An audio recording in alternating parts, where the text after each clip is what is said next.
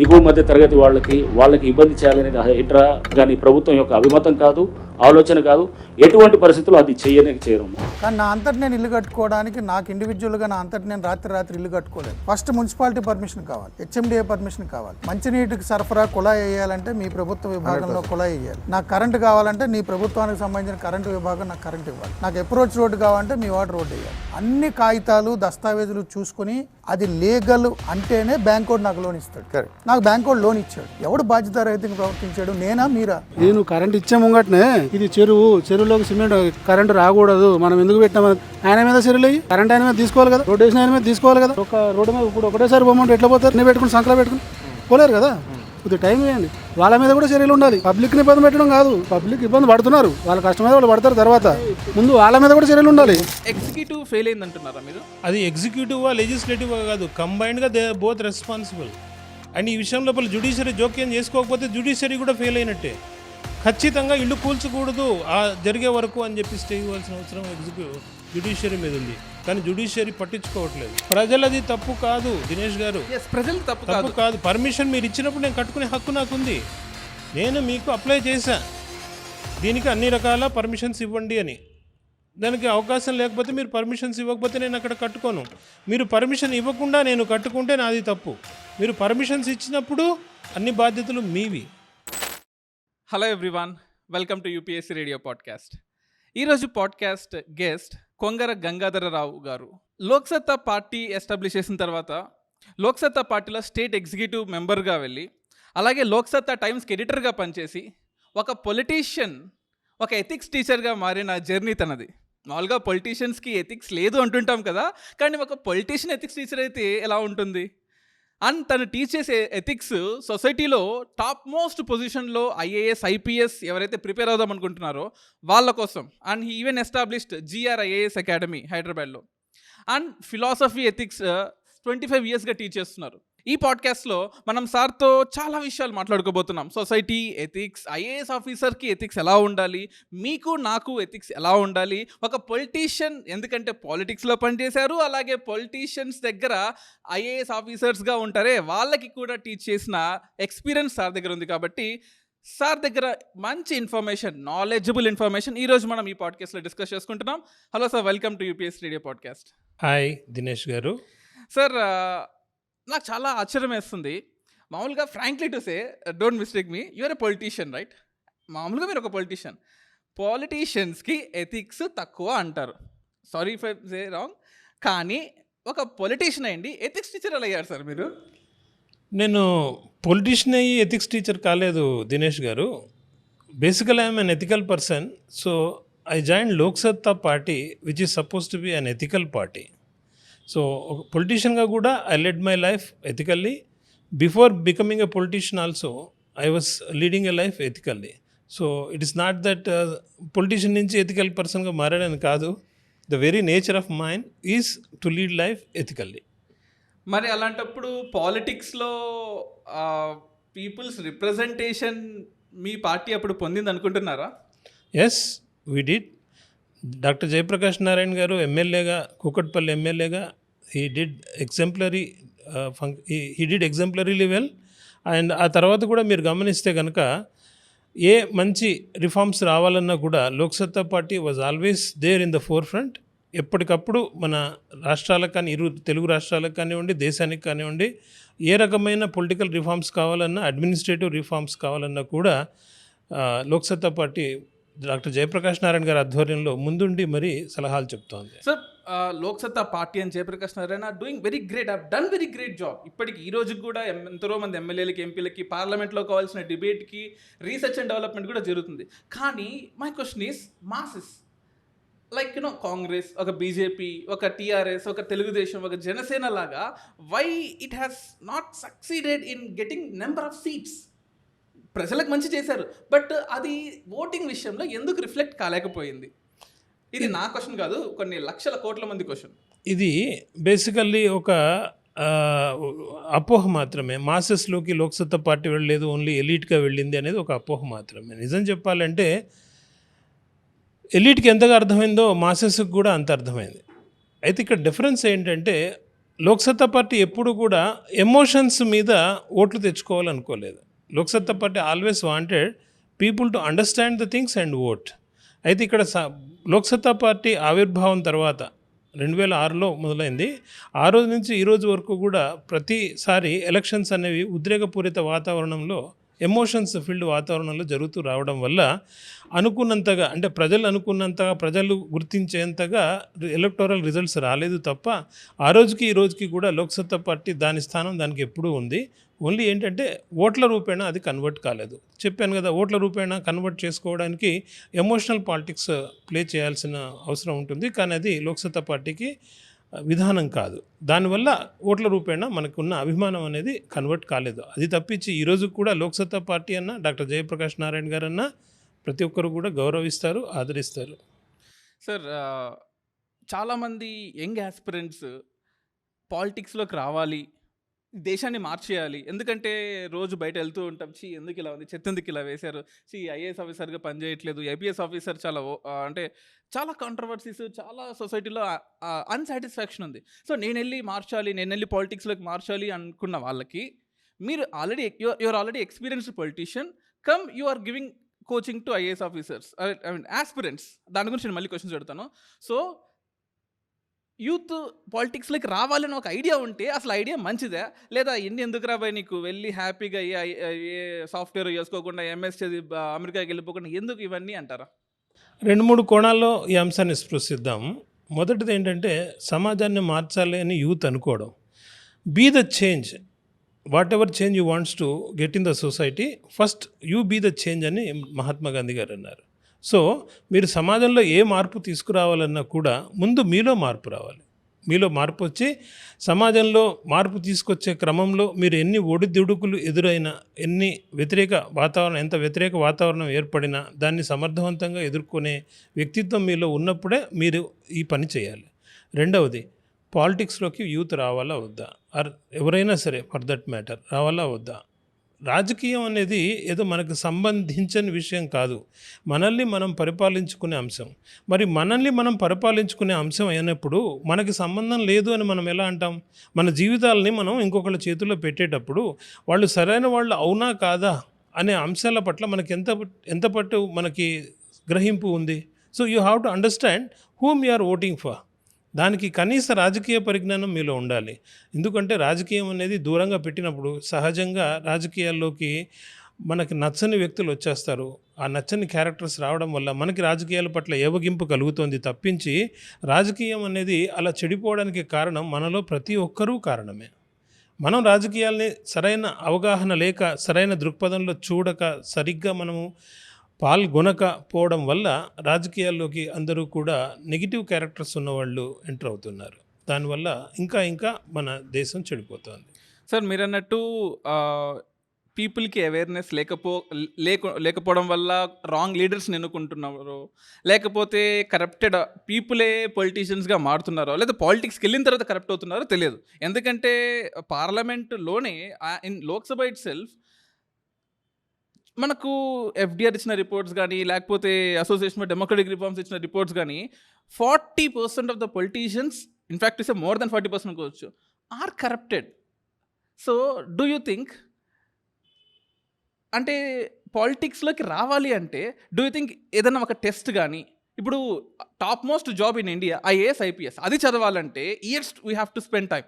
Prelims clear చేయాలి, mains clear చేయాలి, optional చదవాలి, and last but not least ethics or personality test అవ్వాలి. దానికి ఇంత పెద్ద కోచింగ్ ఇన్స్టిట్యూట్స్లో కోచింగ్ తీసుకోవాలి. They have to sacrifice 5 to 6 years of their life.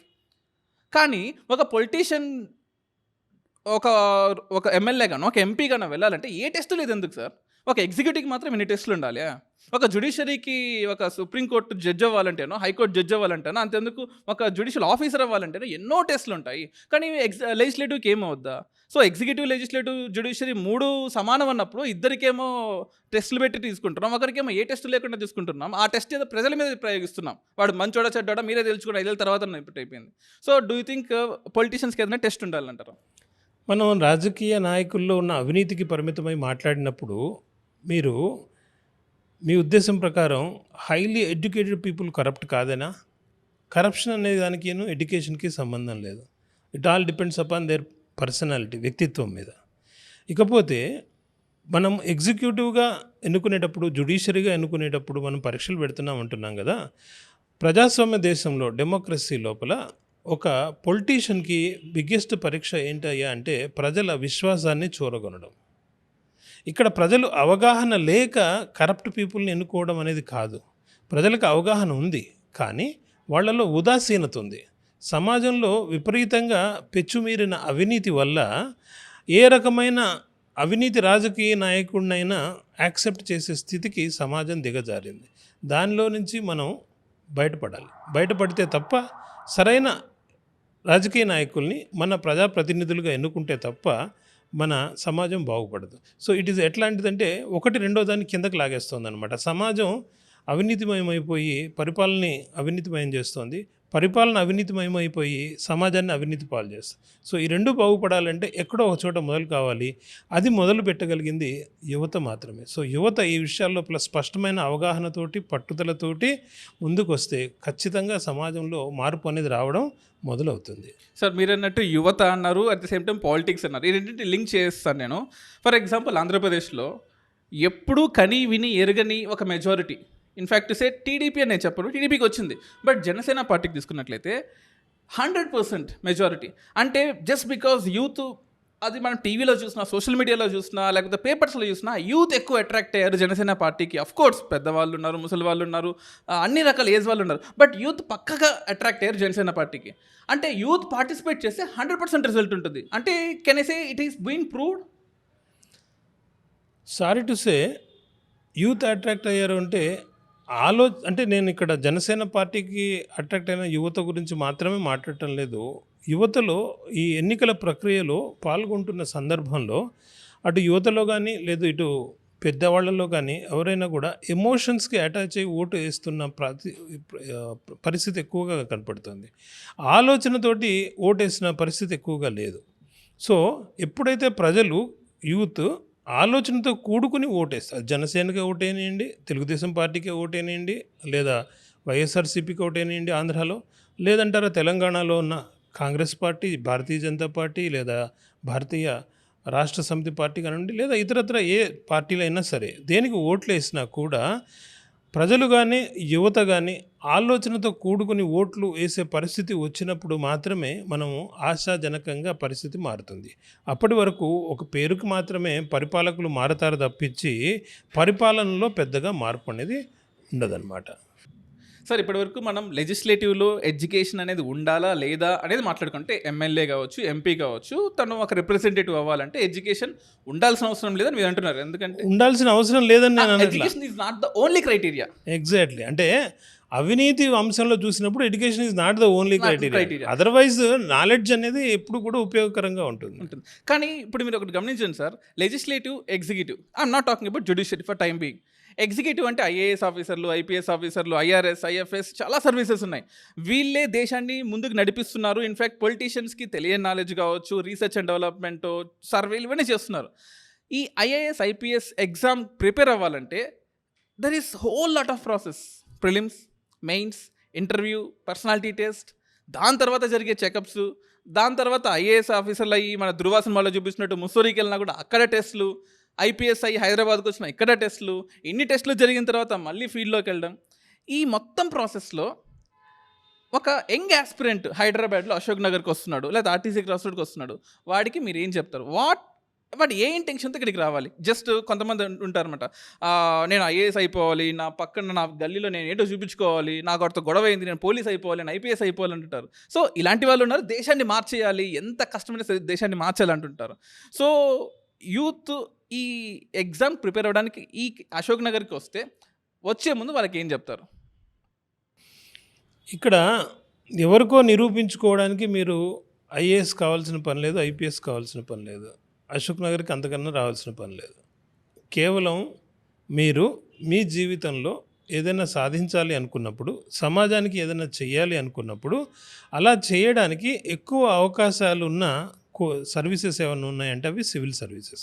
అది ఐఏఎస్ కానివ్వండి, ఐపీఎస్ కానివ్వండి, ఐఎఫ్ఎస్ కానివ్వండి, ఐఆర్ఎస్ కానివ్వండి, ఏదైనా సరే ప్రజలతో సంబంధాలున్న ఏ కార్యాలయమైనా, అధికారమైనా మీకు పనికొస్తుంది. అంతే తప్పించి ఎవరికో ప్రూవ్ చేసుకోవడానికి మాత్రం రావద్దు. అలాగే ఎవరి మీద పగలు ప్రతీకారాలు తెచ్చుకోవడానికి అసలే రావద్దు. ఓకే. ఇంకోటి ఏంటంటే వచ్చిన వాళ్ళందరికీ ఇక్కడ ఐఏఎస్ ఐపీఎస్లు వచ్చేసేవి. దాదాపు ప్రతి సంవత్సరం 10 లక్షల పైబడి అప్లై చేస్తే 5-6 లక్షల మంది రాస్తారు. 5-6 లక్షల మందిలో 1000 మందికి ఉద్యోగాలు వస్తాయి. అంటే ఆల్మోస్ట్ అప్లై చేసిన వాళ్ళలో 0.01% లేదా పరీక్ష రాసిన వాళ్ళ లోపల 0.02% మీరు ఆస్పిరెంట్స్ భయపెడుతున్నారు సార్. నేను భయపడట్లేదు మిత్రమా, నేను వాస్తవ పరిస్థితిని ఎక్స్ప్లెయిన్ చేస్తున్నా. నేను ఏం చెప్పదలుచుకున్నానంటే మీరు ఇక్కడికి వచ్చినప్పుడు మేము ఎట్టి పరిస్థితుల్లో సాధిస్తాము అని రాకండి. మీరు ఇక్కడికి వచ్చినప్పుడు ఖచ్చితంగా జ్ఞాన సముపార్జన, ఐ విల్ లెర్న్ నాలెడ్జ్. అది మీకు ఖచ్చితంగా మీరు ఎప్పుడైతే సివిల్ సర్వీసెస్ ప్రిపరేషన్ చేస్తారో 2-3 ఏళ్ల పాటు కష్టపడి చదువుతారో ఆ జ్ఞానం మీకు ఇతరత్ర ఏవైనా గవర్నమెంట్ ఉద్యోగాలు సాధించడానికి కానివ్వండి, లేదా లైఫ్ లోపల మీరు సమాజం లోపల గౌరవింపబడాలన్నా మీ నాలెడ్జ్ అనేది మిమ్మల్ని ఉన్నతమైన స్థానంలో అడ్డుపెడుతుంది.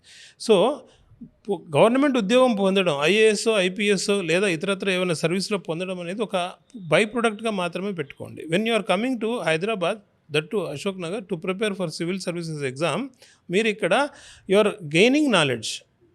వచ్చిన నాలెడ్జ్ తోటి మీరు జీవితంలో ఏమైనా చేయొచ్చు. ఓకే, గవర్నమెంట్ సర్వీస్ వచ్చిందా సంతోషం, ఐఏఎస్ ఐపీఎస్ వచ్చిందా సంతోషం, రాకపోయినా మిన్ను విరిగి మీద పడేది ఏమీ లేదు, నిరాశ నిస్పృహలకు లోన్ కావాల్సింది ఏమీ లేదు. అర్థమైందండి? ఇక్కడికి వచ్చేసి 2-3 సంవత్సరాలు అయిపోగానే నిరాశ నిస్పృహలకు లోన్ అయిపోయి తాగుడుకి, మిగతా అలవాట్లకి, స్నేహితులతో సాయంత్రం పూట అలా షికార్లకు వెళ్ళడానికి వీటికి అలవాటు పడిపోయి జీవితాలను నాశనం చేసుకోవాల్సిన పని అంతకన్నా లేదు.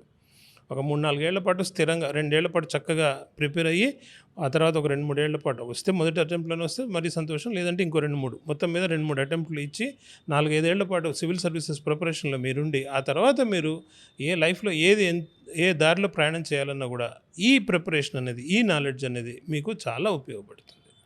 సార్ ఈ ఆస్పిరెంట్ కష్టాలు నేను చూశాను. Like a decade back, exactly like 2012-2013లో when I was an aspirant, I have seen so many things. ఇక్కడ గుడ్ బ్యాడ్ అన్ని చూశాను. Later I became faculty. And చాలామంది ఉన్న ఒక కామన్ క్వశ్చన్ ఏంటంటే ఈ ప్రిపరేషన్లో first thing what they do is ఒక 2,000-3,000 రూపీస్ తీసుకొని they make their own library in home or room. Ashok నగర్లోనో చాలా హాస్టల్స్ ఉన్నాయి. ప్రతి రూమ్లో ఒక లైబ్రరీ ఉంటుంది. అంటే ఒక 40 బుక్స్ 50 బుక్స్, ఎన్ని ఎక్కువ బుక్స్ ఉంటే అంత గ్రేట్. అంటే అంత తొందరగా నేను ఐఏఎస్ అయిపోతాను లేదా ఐపీఎస్ అయిపోతాను. So buying number of books, is that really matters? ఇప్పుడు పుస్తకాలు తలకడ కింద పెట్టుకుని పడుకుంటే తలలోకి మొత్తం నాలెడ్జ్ వచ్చేస్తుంది అనుకుంటే అంతకన్నా భ్రమ ఇంకోటి లేదు. పుస్తకాలు కొన్నంత మాత్రాన మీకు నాలెడ్జీ రాదు. పుస్తకాలు కొనాల్సిన అవసరం లేదు. మీరు ఏ ఇన్స్టిట్యూట్లో చదువుకుంటున్నారో ఆ ఇన్స్టిట్యూట్ లోపల there will be library. For example మన ఇన్స్టిట్యూట్ లోపల there is a library. So మీరు you can always take a book from your library, from your institute and you can read it. అంతే తప్పించి పుస్తకాలు కొనకూడదని కాదు నా అభిప్రాయం, కానీ కొని ఉపయోగం లేదనేది నా అభిప్రాయం. ఎందుకంటే పుస్తకాలు ర్యాక్ ఎదురుగా పెట్టుకున్నంత మాత్రాన మీకు చదువుకునే అట్మాస్ఫియర్ ఏమీ రాదు. It all depends upon your mind setup. ఇప్పుడు చాలామంది ప్రిపేర్ అవుతున్నారు. Over a period of time they are just following one institute. ఒక ఇన్స్టిట్యూట్లో జాయిన్ అవుతారు. అది XYZ ఇన్స్టిట్యూట్. అశోక్ నగర్లో చాలా ఇన్స్టిట్యూట్స్ ఉన్నాయి. ఆ పర్టికులర్ ఇన్స్టిట్యూట్లో ఆ పర్టికులర్ ఫ్యాకల్టీ ఒక సబ్జెక్ట్ని తన యాంగిల్లోనో తన పాయింట్ ఆఫ్ వ్యూలో చెప్తారు. స్టూడెంట్స్ అందరూ కూడా ఆ 5 మంది ఫ్యాకల్టీసో 4 ఫ్యాకల్టీసో వాళ్ళు చదివింది విని వీళ్ళు ఎగ్జామ్ రాస్తారు. కొంతమంది అవుతారు, బట్ చాలామంది అవ్వరు. Frankly to say, openly to say, frankly to say అవ్వరు. So what I'm trying to say is, ఒక యూపీఎస్సి ప్రిపరేషన్లో మెంటార్ అనేవాడు రోల్ ఎంత? అంటే తప్పు చేసినా ఉప్పు చేసినా మనల్ని నిలబెట్టాలి. Because I'm mentoring some students and you are mentoring hundreds of students. So mentor యొక్క పాత్ర ఏంటి? మెంటార్ని ఎలా చూస్ చేసుకోవాలి? దీంట్లో గురువు ఎంత గొప్పవాడైనా శిష్యుడు దానికి తగినంత సమర్థ్యత లేకపోతే ఆయన కూడా సక్సెస్ కాడు. దానికి ద్రోణాచార్యుడికి ఒక్కడు శిష్యుడు అర్జునుడు. సరే, ఏకలవ్యుడు ఉన్నాడు, అది వేరే. ఓకే. సో మిగతా కౌరవులు పాండవులు అర్జునుడంతా విలుకళ్ళు ఎందుకు కాలేకపోయినారు అంటే ఆ ఇంటెన్షన్ అనేది స్టూడెంట్లో ఉండాలి. అలాగే ఒక మెంటార్ ఎంత మంచివాడైనా ఎంత సమర్థుడైనా కూడా అతనికి తగినంత పరిశ్రమ చేసి పూర్తి ఏకాగ్రతతోటి లక్ష్య శుద్ధితోటి కష్టపడే విద్యార్థి ఉండాలి, యాస్పిరెంట్. సో నిజం చెప్పాలంటే ఒక యాస్పిరెంట్ ఒక మెంటారు వాళ్ళ పర్సంటేజ్ ఆఫ్ రోల్ ఎంత ఒక యాస్పిరెంట్ యొక్క సక్సెస్లో ఉంటే 80 to 85% role is for the student. Only 15 to 20% is for the mentor. అంటే అలానే మీరు అనేది కోచింగ్ ఇన్స్టిట్యూట్స్ అంతవరకే ఒక 20-30% వరకే నాలెడ్జ్ ఇవ్వగలదు, మీదంతా స్టూడెంట్ చేసుకోవాలంటారా? నాలెడ్జ్ ఇవ్వగలదు అనేది కాదు నా పాయింట్. నా పాయింట్ ఏంటంటే ఆయన సక్సెస్ లోపల పాత్ర. విన్నారా? ఆ 20% లేకపోతే ఈ విద్యార్థి క్వాలిఫై కాలేడు. రీజన్ ఏంటో చెప్పనా? సపోజ్ ఒక విద్యార్థికి ఒక 80% నాలెడ్జ్ ఉందనుకుందాం, కెపాసిటీ ఉందనుకుందాం. Without a mentor he can score around 80%. అలాగే నలుగురు ఉంటారు 80% క్వాలిటీ ఉన్నవాళ్ళు. వాళ్ళలో ముగ్గురు మెంటార్షిప్ తీసుకున్నారనుకుందాం. 1, 2, 10, 20% మెంటార్ యొక్క హెల్ప్ జరిగింది అనుకుందాం. ఖచ్చితంగా they will be in advantageous position than the person who he's not taken mentorship or coaching or guidance. So competitive ఎగ్జామ్లో కట్ త్రోట్ కాంపిటీషన్ ఉన్నప్పుడు ఖచ్చితంగా మెంటార్ రోల్ ఉంటుంది. బట్ మెంటార్ మాత్రమే మిమ్మల్ని ఉత్తీర్ణ చేయలేడు, పాస్ చేయలేడు. మెంటార్ సహకారం తప్పనిసరి, but at the same time me effort కూడా అంతే తప్పనిసరి. మీ ఎఫర్ట్ తగిన స్థాయిలో లేకపోతే కేవలం మెంటార్ మాత్రమే మీ లోపల ఫలితాలు పుట్టించలేడు.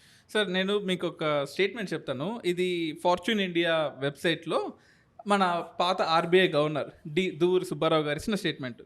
25% of the IAS officers are corrupted. 50% of IAS IPS top most elite services IAS IPS IFS having complacement. అంటే they are not satisfied in their job కావచ్చు, they are like working as a mission. ఇది నేను చెప్పింది కదా, సాక్షాత్తు మాజీ RBI governor చెప్పింది. Do you think that's really is that in the society?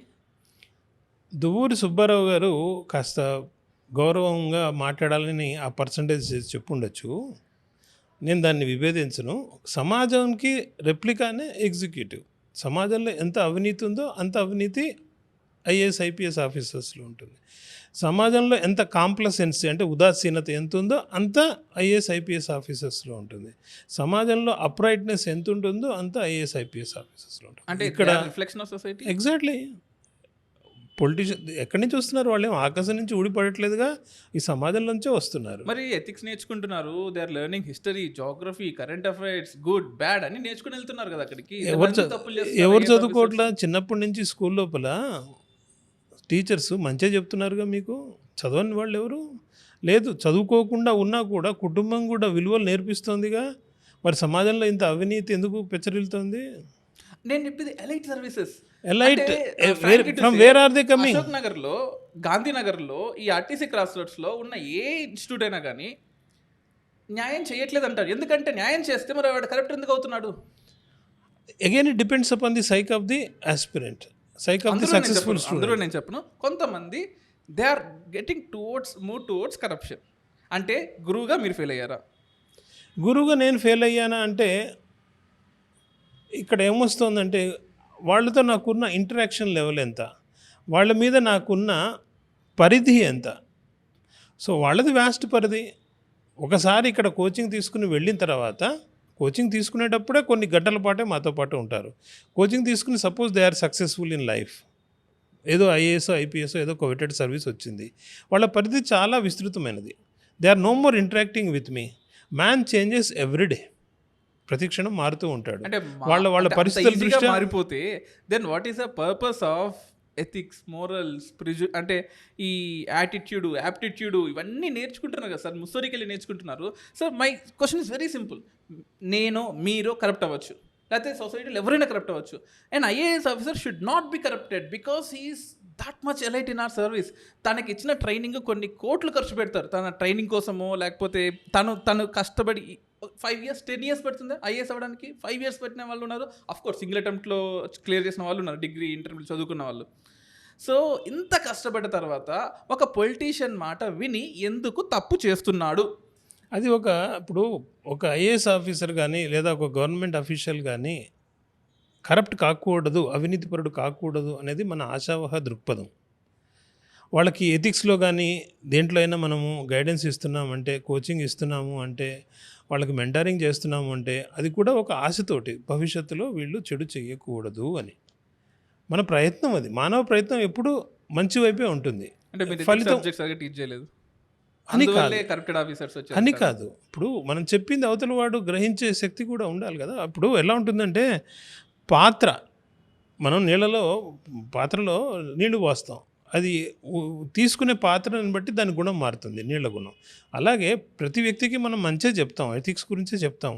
చెప్పినప్పుడు వాళ్ళు సరే ఆ చెప్పిన క్షణం లోపల వాళ్ళు మంచి అనుకుంటారు, బాగానే ఉంటుంది. కానీ వాళ్ళ జీవితాల్లో ఏర్పడిన సందర్భాల్లో, పలు సందర్భాల్లో వాళ్ళు ప్రతిస్పందించే తీరు ఒక్కొక్క వ్యక్తికి ఒక్కో రకంగా ఉంటుంది. అలా ఉండకూడదు, ఎథికల్గా ఉండాలి అని మన ప్రయత్నం.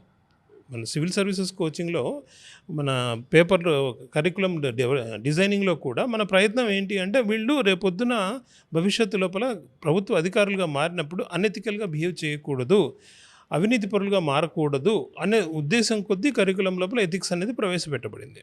సో మ్యాక్సిమం ప్రయత్నం చేస్తూ ఉంటాం మనం. ఇట్ ఈస్ నాట్ దట్ దాని ఎఫెక్ట్ జీరో ఉంటుందని కాదు. ఖచ్చితంగా ఈ ఎడ్యుకేషన్ ప్రయత్నం ఉంటుంది, ఎంతో కొంత ప్రభావం ఉంటుంది. కానీ అదే వాళ్ళని జీవితాంతం నిర్దేశిస్తుంది అంటే, చుట్టూ ఉన్న సమాజం లోపల మీకు అవినీతి చేసేవాళ్ళు కోట్ల రూపాయలు సంపాదిస్తూ ఉంటే వీళ్ళు కూడా ఏదో ఒక బలహీన క్షణాన్ని టెంప్ట్ కావచ్చు, డబ్బుకే టెంప్ట్ కాకపోవచ్చు, ఏదైనా కవెటెడ్ పోస్ట్కి అధికారం కోసం కావచ్చు. రకరకాలు ప్రలోభాలు అనేవి రకరకాలుగా ఉంటాయి. సో మనిషిలో ఉండే వ్యక్తి బలహీనతలు అనేవి ఆ ప్రలోభాలకి లోను కాకుండా ఉండేందుకే ఈ కోర్సు పెడతాం. సరే, కోర్సు పెట్టిన తర్వాత ప్రతి ఒక్కడు, ఇప్పుడు కోర్స్ స్టడీ చేసినప్పుడు ప్రతి ఒక్కడు దాన్ని పూర్తిగా అవలోకనం చేసుకుని దాన్నే గ్రహించి అలాగే ప్రవర్తిస్తారని చెప్పలేము. అలా ప్రవర్తించాలి అనేది మన ఉద్దేశము, మన ప్రయత్నం. Right sir. ఇంకో క్వశ్చన్. ఒక ఐఏఎస్ ఆఫీసర్ ఫీల్డ్కి వెళ్ళిన తర్వాత తను ఏ బ్యాక్గ్రౌండ్ అయినా అవ్వచ్చు, అటు బీహార్ నుంచి అవ్వచ్చు, జమ్మూ కాశ్మీర్ నుంచో, తెలుగు స్టేట్స్ నుంచి ఎక్కడైనా అవ్వచ్చు, తను ఎక్కడో పని చేయాలి. తను maximum majority of the times 99% వేరే స్టేట్లో పనిచేసే అవకాశం ఉంటుంది. సో తను నేర్చుకున్న వాల్యూస్, ఎథిక్స్, మోరల్స్ తన పాస్ట్ తన ప్రజెంట్ని డిజైన్ చేస్తుందని అంటాను. Okay, that's good, that's correct. But ఫీల్డ్లోకి వెళ్ళిన తర్వాత తను ఇంబైబ్ చేసుకోవాల్సిన వాల్యూస్ ఏంటి? అసలు వాల్యూ అంటే ఏంటి? తను ఒక ఐఏఎస్ ఆఫీసర్ ఎటువంటి వాల్యూస్ ఇంబైబ్ చేసుకోవాలి? ఐఏఎస్ అంటే ఐఏఎస్, ఐపీఎస్, ఐఆర్ఎస్ ఎవరైనా కావచ్చు. ఎటువంటి వాల్యూస్ తీసుకోవాలి సొసైటీ నుంచి? ఏది వదిలేయాలి? ఒక ప్రభుత్వ అధికారిగా అతను విధి నిర్వహణలో whenever is functioning as a government official రకరకాల సందర్భాలు వస్తూ ఉంటాయి, మీమాంస ఏర్పడుతుంది, ఇలా డైలమాలు అనేవి ఏర్పడుతూ ఉంటాయి. ఈ సందర్భం లోపల గాంధీజీది ఒక కొటేషన్ ఉంది. ఆయన ఏమంటాడంటే, ఎప్పుడైనా మీకు ఏం చేయాలి అనే విషయం లోపల సందిగ్ధత ఏర్పడినప్పుడు, నేను తీసుకునే చర్య వల్ల, నేను చేపట్టే పని వల్ల ఇందులో ఎవరైతే బలహీనంగా ఉన్నారో వాళ్ళకి మంచి జరుగుతుందా, బలహీన వర్గాల వారికి, సమాజంలో అట్టడుగు వర్గాల వారికి, ఎవరైతే నెట్టివేయబడ్డారో, ఎవరైతే అణిచివేయబడ్డారో వాళ్ళకి మంచి జరుగుతోంది అనుకుంటే చేసే అంటాడు. సో ఆ రకమైన దృక్పథం. యాజ్ ఎ గవర్నమెంట్ అఫీషియల్ మీరు ఎలీట్కి గొప్పగా సర్వీస్ చేయాల్సిన పని లేదు, ఎందుకంటే ఎలీట్ వాళ్ళు చేసుకునే సమర్థత కలిగి ఉంటారు. అలా అని చేయొద్దని కాదు, they are also part of citizenry. But your necessity is more towards the downtrodden people in the society. సమాజంలో అట్టడుగు వర్గాల వారికి మీ సేవలు చాలా అవసరమై ఉంటాయి. సో మీ వల్ల సమాజంలో ఎవరైతే బలహీన స్థితిలో ఉన్నారో వాళ్ళకి ఎంత మేలు జరిగినా మీ జీవితం ఒక ప్రభుత్వ అధికారిగా సార్థకత అయినట్టే. Sir, let me put this practically. నేను ఎన్నో యూట్యూబ్ వీడియోస్ రియల్ లైఫ్లో చూశాను. గత 10-15 డేస్గా అమీన్పూర్ సైడ్లు కావచ్చు, లేకపోతే జూబ్లీ సైడ్లో ఇటు సైడ్ జరుగుతున్న ఇన్సిడెంట్స్. చాలా కష్టపడి రూపాయి పోగు చేసుకొని ఒక డ్రీమ్ హౌస్ కట్టుకొని దానికి ఒక 20 ఏళ్ళు లోన్ పెట్టుకొని ఒక ఇల్లు కట్టుకున్నారు.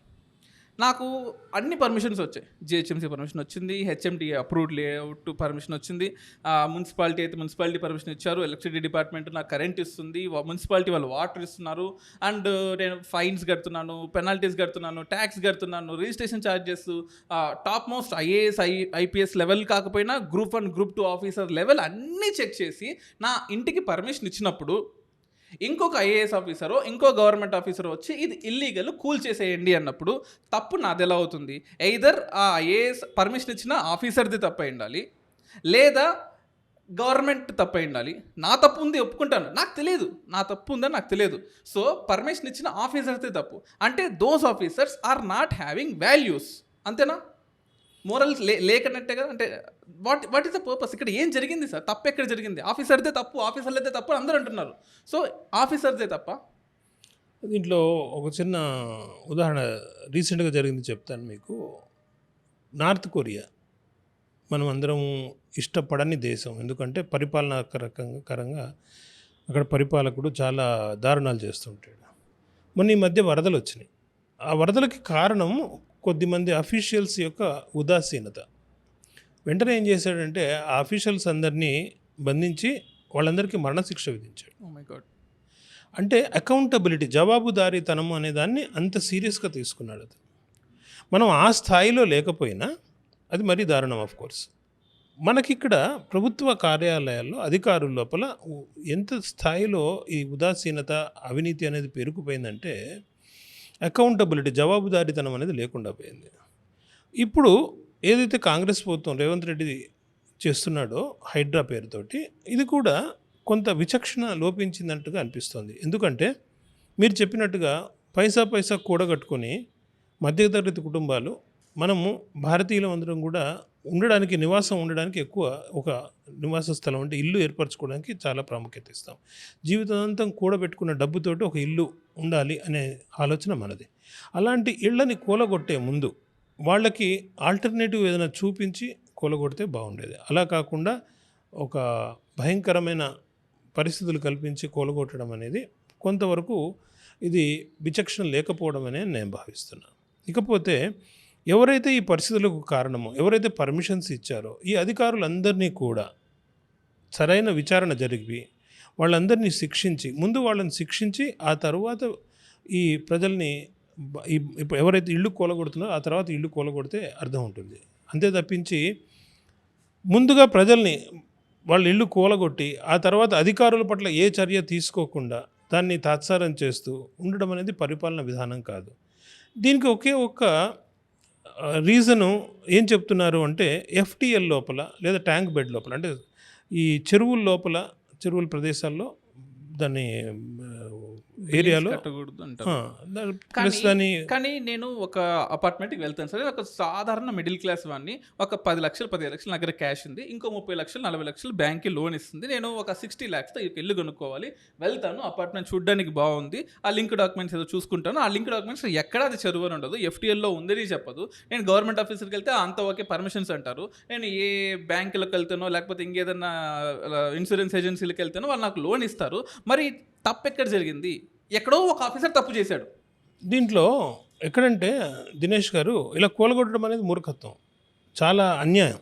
కాకపోతే ఏంటంటే అవసరం కూడా కూలగొట్టడం అనేది.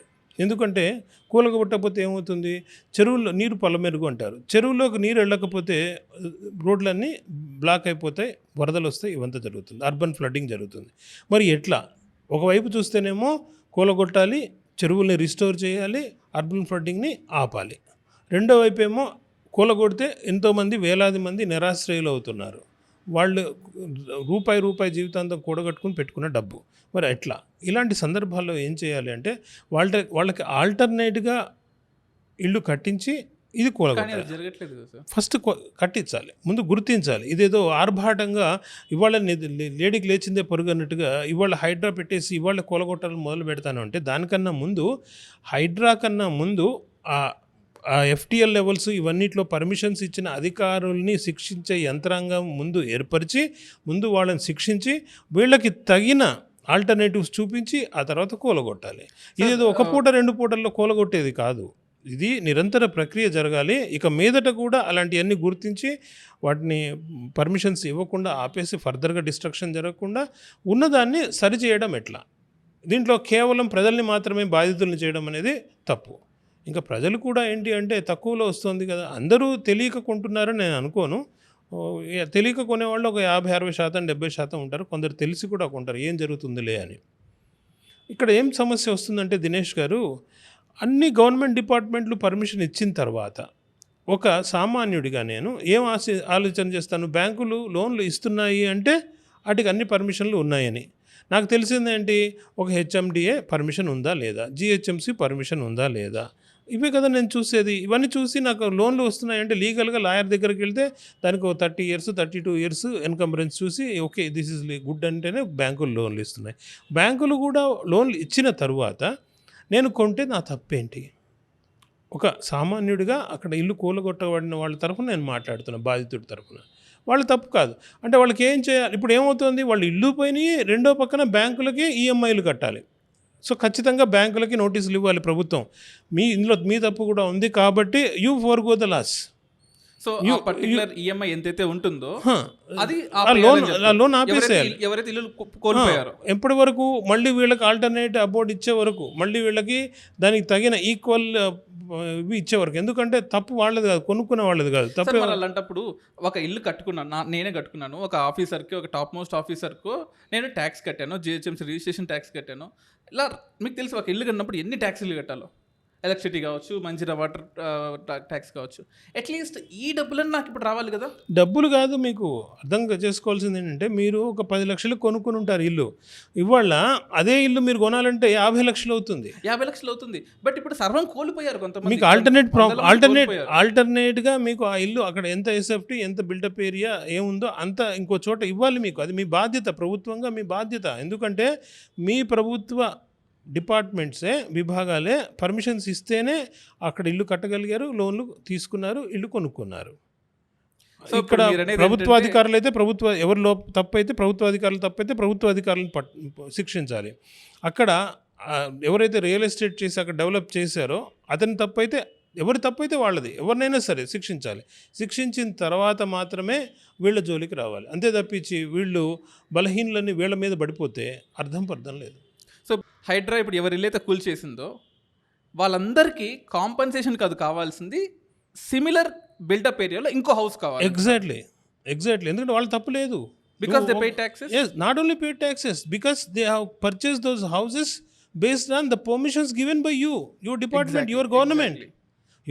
You cannot say that I am not responsible for my earlier government's actions. No, you are responsible. ఒక ప్రభుత్వ ముఖ్యమంత్రిగా లేదా ప్రభుత్వ అధికారిగా మీరు you're responsible for whatever past acts and deeds done by your departments. మీ తప్పులు మా మీద రుద్దకండి, సామాన్యుల మీద. సామాన్యులకి అన్ని హక్కులు ఉన్నాయి. వాళ్ళు మీరిచ్చిన పర్మిషన్స్ ఆధారంగా వాళ్ళు ఇల్లు కొనుక్కున్నారు. అక్కడ వాళ్ళని ఎలా మీరు నిందిస్తారు? మీరు అలాంటప్పుడు పర్మిషన్స్ ఇవ్వకూడదు. ఇచ్చారు అంటే మీరు బాధ్యత. కొంతమంది అధికారులు గవర్నమెంట్ కాదు, you are responsible as a government. You cannot మీది ప్రభుత్వమే, వాళ్ళది ప్రభుత్వమే. ఒకవేళ కొంతమంది ప్రభుత్వ అధికారులు అవినీతి పరులు చేసి ఉంటే కనుక వాళ్ళని శిక్షించి వాళ్ళ నుంచి రాబట్టండి. వాళ్ళని మీరు ఇంతకాలం యాక్షన్ తీసుకోకుండా ఉన్నందుకు ఒక ప్రభుత్వంగా మీరు బాధ్యత వహించండి. ప్రజలు కాదు బాధ్యత వహించాల్సింది. మిమ్మల్ని ఎన్నుకున్నందుకు మేము బాధ్యత వహించాలా? తప్పు కదా. మీ తప్పులకి మమ్మల్ని ఎందుకు శిక్ష విధిస్తున్నారు? మేమెందుకు బాధితులం కావాలి? మేము జీవితాంతం కష్టపడి రూపాయి ఏర్పరచుకున్న డబ్బు ఎలా మేము కోల్పోతాం? మిమ్మల్ని చెరువు గర్భం లోపల కట్టిన ఇళ్లను కూల్చొద్దాను అనట్లా. ఎఫ్టీఎల్ లెవెల్లో కానీ లేదు క్యాచ్మెంట్ దాన్ని ఏ ప్రాంతాల్లో పరివాహక ప్రాంతాల్లో ఉన్నా కానీ కట్టిని కూల్చొద్దని మేము అనట్లా. కానీ కూల్చే ముందు నోటిఫై చేయండి. నోటిఫై చేసి ఆ ప్రాంతాల్లో ఎవరైతే బలహీన వర్గాలు లేదా ఉద్యోగస్తులు లోన్ల మీద ఆధారపడి మీరు ఇచ్చిన పర్మిషన్ల ఆధారంగా ఇళ్ళు కొనుక్కున్నారో వాళ్ళకి ఆల్టర్నేట్గా మీరు ఇళ్ళు చూపించి వాళ్ళని అక్కడి నుంచి ఖాళీ చేయండి. దీనికంటే ముందు మీరు ఎవరైతే అధికారులు వాటికి పర్మిషన్స్ ఇచ్చారో వాళ్ళని శిక్షించండి. ఆ నష్టం ఏదున్నా మీరు భరించండి. ప్రజలు కాదు భరించాల్సింది, నిర్భాగ్యులైన ప్రజలు కాదు. ఒక ఇల్లు ఏర్పరచుకోవాలనుకుని అక్కడ ఇల్లు కొనుక్కున్న వాళ్ళు కాదు భరించాల్సింది. మీరు పర్మిషన్స్ ఇచ్చిన మీరు, you are responsible for that. So friends, ఈ క్వశ్చన్ ఎందుకు అడుగుతున్నానంటే this is the biggest case study in ethics కావచ్చు, లేకపోతే ఒక ఐఏఎస్ ఆఫీసర్గా, ఒక ఐపీఎస్ ఆఫీసర్గా కావచ్చు. ఎందుకంటే the head it self is an IPS officer. So వాళ్ళు చేసిన, అంటే తప్పు జరిగింది, ప్రజలు చేశారా, గవర్నమెంట్ చేసిన, ఐఏఎస్ ఆఫీసర్లు చేశారు, తప్పు జరిగింది. పర్మిషన్ అంటే కట్టుకున్న ప్రజలది తప్పైతే పర్మిషన్ ఇచ్చిన ఆఫీసర్ది తప్పే.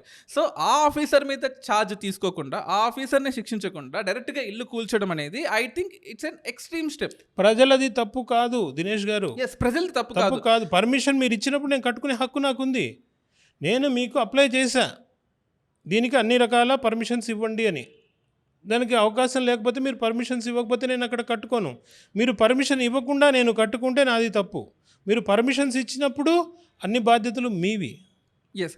సో లెజిస్లేటివ్లో పాత government BRS government, TRS government, ఇప్పుడు ఉన్నది కాంగ్రెస్ గవర్నమెంట్. సరే లెజిస్లేటివ్లో అంటే బ్రేక్ వచ్చింది అనుకోవచ్చు, కానీ ఎగ్జిక్యూటివ్ కంటిన్యూ అవుతుంది కదా. అప్పుడు ఏ ఐఏఎస్ ఆఫీసర్ ఉన్నాడో ఇప్పుడు ఐఏఎస్ ఆఫీసర్, ఐపీఎస్ ఆఫీసర్లు ఉన్నారు. మరి అప్పుడు జరిగిన తప్పుని పాత గవర్నమెంట్ మీదకి నెట్టలేం, ఎందుకంటే in our system we have continuity of the governance. That's the beauty of the democracy. So వాడెవడో పాత గవర్నమెంట్ వచ్చారు, అప్పుడు కాంగ్రెస్ వచ్చింది, ఇప్పుడు బీజేపీ వచ్చింది, నాకు సంబంధం లేదు అనడానికి లేకుండా there is the continuity of the system. So do you think executive fail అయింది అంటున్నారా మీరు? అది ఎగ్జిక్యూటివా లెజిస్లేటివా కాదు, కంబైన్డ్గా దే బోత్ రెస్పాన్సిబుల్. అండ్ ఈ విషయం లోపల జ్యుడిషియరీ జోక్యం చేసుకోకపోతే జ్యుడిషియరీ కూడా ఫెయిల్ అయినట్టే. ఖచ్చితంగా ఇల్లు కూల్చకూడదు ఆ జరిగే వరకు అని చెప్పి స్టే ఇవ్వాల్సిన అవసరం జ్యుడిషియరీ మీద ఉంది. కానీ జ్యుడిషియరీ పట్టించుకోవట్లేదు. ఎందుకు అంటే ఒకే ఒకటి ఏంటి అంటే ఎఫ్టీఎల్ లెవెల్ లోపల కట్టారు అని. ఎఫ్టీఎల్ లెవెల్ లోపల కట్టారు. ఎప్పుడు కట్టారు? వాళ్ళు పర్మిషన్స్ ఇచ్చిన తర్వాత. సో వాళ్ళకి ఆల్టర్నేటివ్గా చూపించండి, ఆ తర్వాత కొలగొట్టండి అని ఆర్డర్స్ ఇవ్వాలి. అలా కాకుండా మీరు ఎఫ్టీఎల్ లోపల అయితే కట్టితే కనుక కూల్చుకోవచ్చు అని సుప్రీంకోర్టు కూడా మొన్న తీర్పు లోపల చెప్పింది. That is not right. అంటే బాధితులు ఎవరు? కదా సార్ అట్లాంటప్పుడు సుప్రీంకోర్టు ఏం చేసినా కరెక్టే, హైకోర్టు ఏం చేసినా కాదు. మనకు హక్కు ఉంది, ఆక్షేపించే హక్కు ఉంది. మనకి ఉద్దేశాలను ఆపాదించే ఉద్దేశం ఉండకూడదు. బట్ తీర్పుల్ని మంచి చెడు దాన్ని మనము విశ్లేషించే హక్కు ఉంది. సో సుప్రీంకోర్టు ఏముంటుంది? ఎఫ్టీఎల్ లోపల కట్టిని కూల్చేయండి అంటోంది. ఎప్పుడు కూల్చాలి? పర్మిషన్స్ లేకుండా కడితే కూల్చాలి. పర్మిషన్స్తో పాటు కడితే కనుక, పర్మిషన్స్ ఇచ్చిన తర్వాత కడితే కనుక వాళ్ళకి ఆల్టర్నేటివ్ చూపించి ఆ తర్వాత కూల్చాలి. ఎందుకంటే పర్మిషన్స్ ఇచ్చిన ప్రభుత్వానికి బాధ్యత. ఎందుకంటే ఎఫ్టీఎల్లో ఉంది అనే విషయం ప్రజలకు తెలియదు కాబట్టి. ఎంతమందికి తెలుస్తుంది ఎఫ్టీఎల్ అనేది? సో ఇప్పుడు ఎవరైతే ఇల్లు కోల్పోయారో వాళ్ళు హైకోర్టుకో సుప్రీంకోర్టుకో వెళ్తే వాళ్ళకి న్యాయం జరిగే అవకాశం ఉంది కదా. అలాంటప్పుడు చేయట్లేదు. అదే కదా నా బాధ. ఇప్పుడు దాదాపు నెలన్నరగా 2 నెలలుగా హైడ్రా దాని యాక్టివిటీ చేయబడుతోంది. స్టే ఏ ఇల్లు కూల్చడం మీద వచ్చింది? పర్మిషన్స్ లేకుండా ఉన్నవి మాత్రమే కూల్చండి, ఫైన్. వీళ్ళు ఏం చేస్తున్నారు?